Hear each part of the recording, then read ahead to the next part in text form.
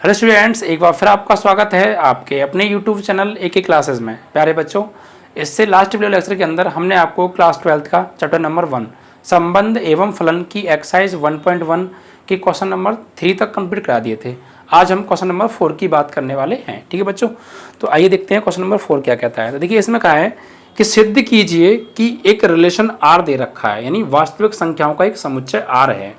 ठीक है, और एक रिलेशन आर है, R is equal to A comma B such that A is less than B, यानी एक समुच्चय दे रखा है वास्तविक संख्याओं का आर और एक रिलेशन दे रखा है आर। कंफ्यूज मत होना, आर आर में जो डार्क आर है वो समुच्चय है वास्तविक संख्याओं का, और जो डार्क नहीं है आर वो रिलेशन है। ठीक है, रिलेशन क्या है कि A comma B such that A is less than B, A less than equal to B द्वारा परिभाषित संबंध आर स्वतुल्य तथा संक्रामक है किंतु सम्मित नहीं है। यानी तीन संबंध हमें यहाँ पर देखने हैं, स्वतुल्य और सम्मित तो होगा प्रूफ करना है और सम्मित नहीं होगा प्रूफ करना है। ठीक है, तो देखिए बच्चों, सबसे पहले जो दिया है वो लिख लेते हैं। यानी यहाँ पर जो संबंध दिया है, नहीं सॉरी, जो सेट दिया है, जो समुच्चय दिया है बच्चों, वो समुच्चय मान लीजिए डार्क आर है ये, या इसको आप ए भी ले सकते हैं। ये क्या दे रखा है बच्चों? वास्तविक संख्याओं का है। ठीक है, ये वास्तविक संख्याओं का जो है सेट है। और जो रिलेशन है वो क्या दे रखा है बच्चों? आर बराबर एक रिलेशन दे रखा है हमें कि A comma B implies that A is less than equal to B, A is less than equal to B. और ये प्रूफ क्या करना है बच्चों कि स्वतुल्य होगा, संक्रामक होगा, यानी सिद्ध करना है हमें कि ये स्वतुल्य होगा, संक्रामक होगा, लेकिन सम्मित नहीं होगा। ये तीन चीजें प्रूफ करनी है। तो आइए देखते हैं। तो ये कंडीशन तो आपको अच्छे से क्लियर होंगी। सबसे पहले बच्चों देखते हैं हम नंबर 1, स्वतुल्य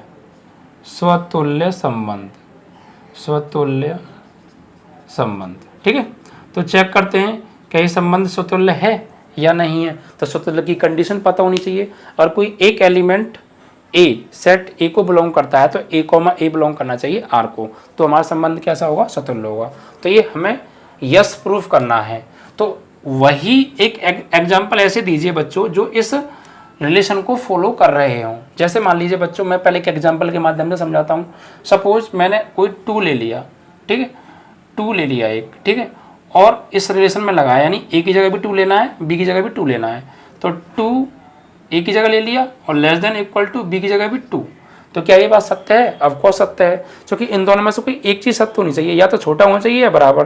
तो 2 जो है 2 के बराबर है, या आप और भी कुछ ले सकते हो, 1 ले सकते हो तो 1 लेस देन 1, या और भी ऐसे 3 ले सकते हो, 4, बहुत सारी संख्या हैं। तो क्या हुआ बच्चों? मतलब कि यहाँ पर हम लिखेंगे चूंकि प्रत्येक संख्या स्वयं के बराबर होती है, कोई भी संख्या हो वो स्वयं के तो बराबर होती है। तो फिर क्या होगा बच्चों? यहाँ पे यहाँ लिखेंगे for all A belongs to R implies that A comma A belongs to R. ठीक है, यानी ये सत्य आ रहा है, तो हम ये स्वतुल्य संबंध की कंडीशन लिख देंगे। तो फिर यहाँ पे क्या लिखेंगे? अतः संबंध स्वतुल्य है। ठीक है, तो ये संबंध हो गया आपका स्वतुल्य। अब बात करेंगे दूसरे संबंध के बारे में बच्चों। दूसरा संबंध क्या होता है हमारा? हमें प्रूफ करना है दूसरा सम्मित नहीं प्रूफ करना है बच्चों, ये वाला। तो लिखेंगे सम्मित संबंध। ठीक है, तो सम्मित संबंध नहीं प्रूफ करने के लिए कोई एक एग्जांपल दे दीजिए जो इसके जो बराबर ना आए। ठीक है, तो कोई भी ले लीजिए। सपोज बच्चों मैं ले लिया 2 व 4 ले लिया। ठीक है, 2 और 4 ले लिया, ये ए हो गया, ये बी हो गया। तो 2 is less than equal to 4, यानी 2 जो है 4 से तो छोटा है, बट क्या 4 2 से छोटा होगा? भाई इसकी कंडीशन क्या होती है? सम्मित होने के लिए क्या होती है कि A comma B belongs to R, तो बी कॉमा ए भी बिलोंग्स टू होना चाहिए आर के। तो बच्चों 2,4 तो बिलोंग कर रहा है आर को, यानी 2 छोटा है 4 से, बट क्या 4,2 भी बिलोंग करेगा आर को? क्या बच्चों 4 is less than equal to 2 होगा, नहीं होगा, तो ये चीज़ यहाँ पर नहीं बन रही है।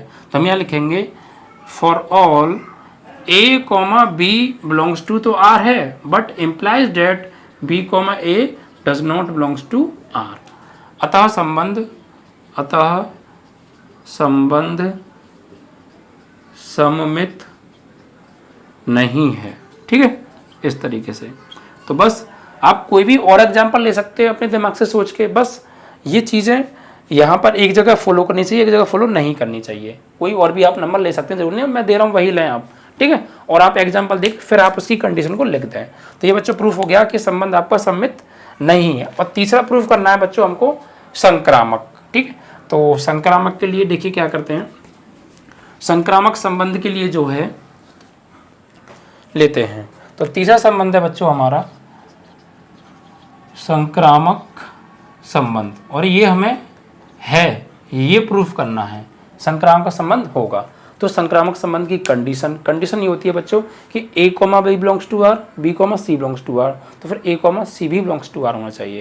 यानी कोई 3 संख्या यहाँ पे आप ऐसी ले लीजिए, मान लीजिए कोई भी ले सकते हैं आप, लेकिन कंडीशन फॉलो होनी चाहिए, शर्त का पालन होना चाहिए, रिलेशन को फॉलो करना चाहिए। तो मान लीजिए मैंने एक ले लिया 2, एक ले लिया 4, एक ले लिया 6। ओके, तो चेक करते हैं पहले ये A comma B comma C, तो ए कॉमा बी पे चेक करते हैं, यानी ए की जगह 2 less than equal to B की जगह 4, क्या ये सत्य है? हाँ, क्योंकि 2 4 से छोटा होता है, तो ये वाली बात सत्य है। अब चेक करते हैं बी कॉमा सी, तो 4 ए की जगह पर यानी यहाँ पर, और लेस देन इक्वल टू सी की जगह पर क्या आ जाएगा आपका 6, तो ये वाली बात सत्य है, ये वाली बात भी सत्य है, क्योंकि 4 6 से छोटा होता है। तो फिर ए कॉमा सी यानी 2 और 6 में भी ये फॉलो होना चाहिए, तो 2 is less than equal to 6, ये भी बात सत्य है। ये तीनों बातें क्या आ रही हैं? सत्य आ रही हैं। ठीक है, तो अब हम क्या लिखेंगे? फॉर ऑल, और ये सभी वास्तविक संख्याएं भी हैं बच्चों, ये सभी जो है रिलेशन से बिलोंग कर रही हैं और वास्तविक संख्याएं भी हैं। तो यहाँ पे क्या लिखेंगे?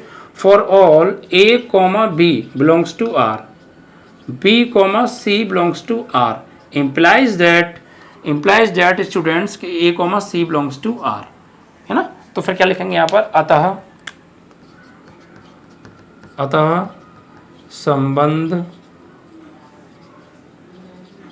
संक्रामक है। ठीक है, और यही हमें प्रूफ करना था कि सतुल्य होगा, हमने प्रूफ कर दिया। संक्रामक होगा, ये भी हमने अभी प्रूफ किया है, और सम्मित नहीं होगा, ये भी हम प्रूफ कर चुके। तो ठीक, ये तो रहा बच्चा आपको क्वेश्चन नंबर 4 जो कि कंप्लीट हो गया।